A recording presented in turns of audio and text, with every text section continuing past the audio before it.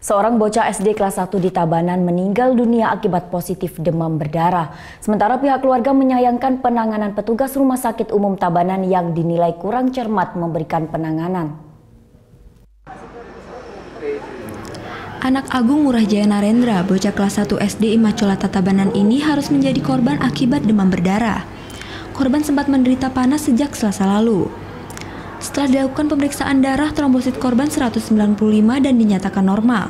Namun Sabtu sore lalu, korban mengalami muntah dan mual. Pihak keluarga kemudian membawa bocah ini ke instalasi gawat darurat Rumah Sakit Umum Tabanan.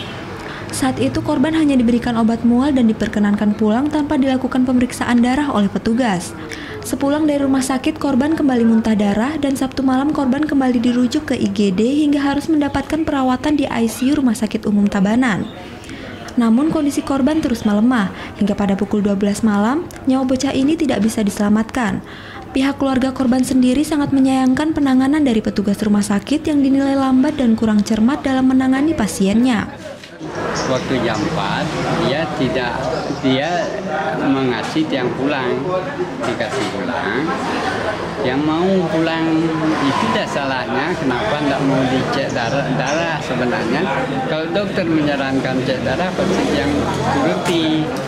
Yang dikasih pulang sampai di rumah, dia tambah lemas lagi.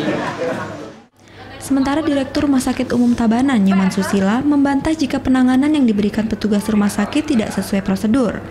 Pihaknya juga sudah melakukan audit terkait kejadian ini dan membenarkan jika korban meninggal akibat positif DB.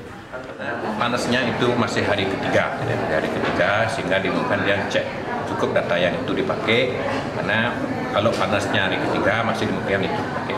SOP memang seperti itu? Ya, seperti itu ya. Memang 3 hari perlakuan untuk cek trombosit itu? Setelah hari ketiga malah biasanya, setelah hari ketiga. Apa tidak hanya mengira-ngira saja dokternya itu pada saat itu? Enggak, sudah itu. Memang penjelasan dari keluarga bahwa panas itu memang hari ketiga. Sejak bulan Januari hingga bulan Mei, kasus demam berdarah yang ditangani Rumah Sakit Umum Tabanan sudah mengalami penurunan. Pada bulan April, kasus demam berdarah mencapai 528 kasus, sedangkan pada bulan Mei sebanyak 301 kasus. Pihak rumah sakit berharap hingga bulan Juni nanti kasus demam berdarah terus mengalami penurunan, karena siklus virus ini sendiri biasanya terjadi pada bulan Januari hingga Juni. Surya Sanjaya melaporkan untuk NET.